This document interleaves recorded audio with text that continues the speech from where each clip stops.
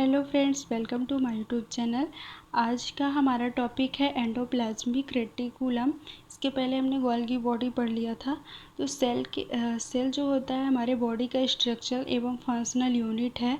Cell के अंदर कई सारे सेल ऑर्गन्स प्रेजेंट होते हैं, जैसे chloroplast, mitochondria, nucleus, Golgi body. ऐसे ही सेल के अंदर प्रेजेंट होने वाला एक सेल ऑर्गन्स है हमारा एंडोप्लाज्मिक रेटिकुलम। तो एंडोप्लाज्मिक रेटिकुलम का दूसरा नाम है एंडोमेम्ब्रेन सिस्टम।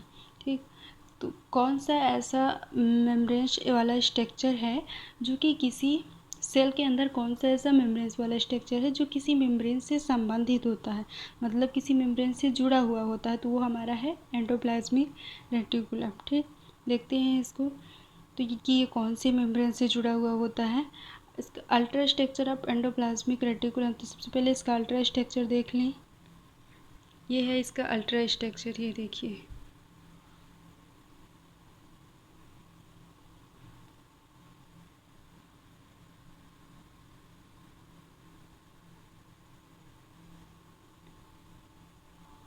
अगर आपको हमारा बनाया नहीं समझ आ रहा है तो आपको हम बुक से भी दिखा देंगे। ये देखिए, बुक में है एंडोप्लाज्मिक रेटिकुलम का अल्ट्रा स्ट्रक्चर। ये है बुक का डायग्राम। तो चलिए देखते हैं कि सर्वप्रथम सन 1947 में पोर्टर तथा थॉमसन ने एंडोप्लाज्मिक रेटिकुलम का वर्णन किया था। तो सबसे पहले इनकी स्टडी किसने की थी? पोर्टर तथा थॉमसन ने किया था 1947 में।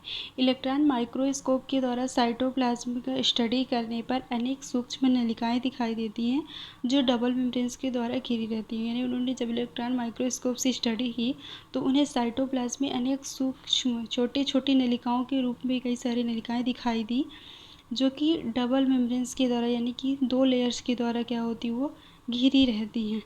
ये नलिकाएं कॉम्प्लेक्स रेटिकुलम का फॉर्मेशन करती हैं, यानी कि जटिल मेम्ब्रेन का फॉर्मेशन करती हैं, जिसे एंडोप्लाज्मिक रेटिकुलम कहते हैं।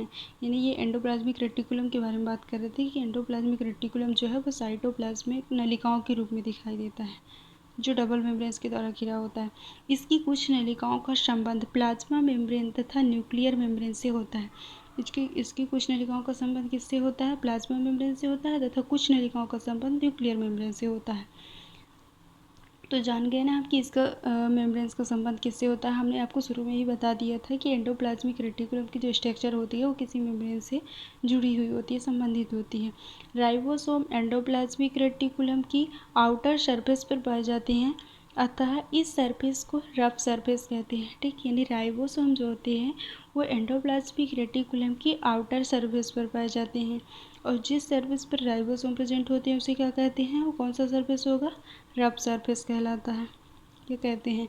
इसके कुछ क्षेत्रों में राइबोसोम नहीं पाए जाते हैं, तब इनकी सरफेस स्मूथ होती है। यानी जिस भाग में राइबोसोम एब्सेंट होंगे वो सरफेस कौन सी होगी? स्मूथ सरफेस होगी। रफ सरफेस जो है न्यूक्लियर मेम्ब्रेन की आउटर लेयर से संबंधित होती है। इसकी जो रफ सरफेस है वो किससे संबंधित होती है? न्यूक्लियर मेम्ब्रेन की आउटर लेयर से संबंधित होती है। यानी न्यूक्लियर मेम्ब्रेन से इसका रफ वाला सरफेस से संबंधित हो गया, ये जुड़ा हुआ। तो फिर स्मूथ वाला किससे होगा? स्मूथ सरफेस जो है वो प्लाज्मा मेम्ब्रेन से संबंधित। एंडोप्लाज्मिक रेटिकुलम बैक्टीरिया की सेल्स में नहीं पाए जाते हैं। यानी एंडोप्लाज्मिक जो रेटिकुलम होते हैं वो बैक्टीरिया की सेल में नहीं पाए जाते हैं। क्यों? क्योंकि उसका सेल जो है प्रोकैरियोटिक होता है। यानी एंडोप्लाज्मिक रेटिकुलम भी प्रोकैरियोटिक सेल में एब्सेंट होते हैं। इसकी स्मूथ सरफेस का संबंध जो है वो गोल्गी बॉडी से होता है।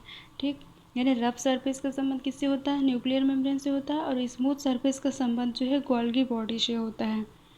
रफ सरफेस जो होता है वो मेन रूप से प्रोटीन सिंथेसिस करती है। रफ सरफेस का कार्य क्या होता है? प्रोटीन का सिंथेसिस करना, तथा स्मूथ सरफेस द्वारा जो है लिपिड, हार्मोन्स आदि का सिंथेसिस होता है। यानी रफ सरफेस प्रोटीन का सिंथेसिस करती है और स्मूथ सरफेस जो है वो लिपिड और प्रोटीन हार्मोन्स का सिंथेसिस करती है। एंडोप्लाज्मिक रेटिकुलम 3 लेयर्स की संरचनाओं का बना होता है। यानी एंडोप्लाज्मिक रेटिकुलम कितने टाइप की संरचनाओं का बना होता है? 3 टाइप की। सिस्टर्नी, वेसिकल्स, ट्यूब्यूल्स और ट्यूब्यूल्स की बनी होती है। तो आइए डायग्राम में देखते हैं कहाँ है सिस्टर्नी। ये देखिए, ये इसका सिस्टर्नी वाला पार्ट है, ये सिस्टर्नी हो गया, ये वेसिकल्स हो गया और ये हो गया इसका ट्यूब्यूल्स, जिससे ये बनी होती है। सिस्टर्नी बैग जैसी लंबी चपटी अशाखित होती है जो एक दूसरे के स्थान समानांतर स्थित होती है। सिस्टर्नी कैसी होती है? बैग के जैसी होती है, लंबी होती है, चपटी होती है और अशाखित होती है ना, नॉन ब्रांचेस होती है, जो एक दूसरे के समानांतर स्थित होती है। तो ये देखिए सिस्टर्नी जो होती है, ये सिस्टर्नी है, ये लंबी है, अशाखित है ना, इसकी कोई शाखा नहीं है, नॉन ब्रांचेस है। और कैसी होती है? चपटी भी होती है। ठीक, जो लंबी होती है, चपटी होती है, अशाखित होती है, जो एक दूसरे के समानांतर होती है, यानी कि ये इसके समानांतर, ये इसके समानांतर, एक दूसरे के समानांतर स्थित होती हैं ऐसे। ठीक, ये हुई सिस्टर्नी। अब वेसिकल्स की बात करते हैं तो वेसिकल्स की रचना अंडाकार होती है तथा नलिकाएं जालिका का फॉर्मेशन करती हैं। वेसिकल्स कैसी होती है? अंडाकार होती है और नलिकाएं जो होती हैं इसकी वो जालिका का फॉर्मेशन करती है। कैसे? ये देखिए, ये जो वेसिकल्स होते हैं ये हैं वेसिकल्स। वेसिकल्स की रचना कैसी होती है? अंडाकार। ये अंडे के शेप का है, अलग से इसका शेप बताया था कि ये अंडे के शेप का है। और इसकी जो ये नली होती है ना, वो क्या बनाती है? जालिका के समान, जालिका का फॉर्मेशन करती है, जाल बनाती है। तो ये देखिए यहाँ एक दूसरे से ऐसे जुड़ के कैसे जाल की तरह बना लिया। तो ये जालिका का फॉर्मेशन करती हैं। कौन? वेसिकल्स। तो ये हुआ क्या? एंडोप्लाज्मिक रेटिकुलम का अल्ट्रास्ट्रक्चर। अब हम इसके फंक्शन की बात, तो आइए इसका फंक्शन देख लेते हैं, क्या कार्य करता है। यह प्रोटीन का संचय एवं परिवहन करता है, यानी ये प्रोटीन को स्टोर करता है और उसको फिर ट्रांसपोर्ट करता है। यह प्लाज्मोडेस्माटा द्वारा सेल्स में संबंध स्थापित करता है। किसके द्वारा? प्लाज्मोडेस्माटा के द्वारा ये सेल्स से संबंध स्थापित करता है। ठीक, राइबोसोम के स्थान पर प्रोटीन सिंथेसिस में हेल्पफुल होती है, यानी कि राइबोसोम के स्थान पर प्रोटीन सिंथेसिस, यानी प्रोटीन सिंथेसिस कौन करता है? राइबोसोम करता है। और उसके स्थान पर ये जो एंडोप्लाज्मिक रेटिकुलम होता है वो उसका सहायक होता है, सहायता करता है। ठीक, वसी अम्लों के रूप में वसाओं का सिंथेसिस करता है, यानी कि वसी अम्लों के रूप में, फैटी एसिड के रूप में ये फैट्स का क्या करता है? सिंथेसिस करती है। तो सेल को यांत्रिक शक्ति प्रदान करती है, सेल्स को यांत्रिक रूप में ये शक्ति प्रदान करती है, शक्ति प्रदान करने का काम करती है।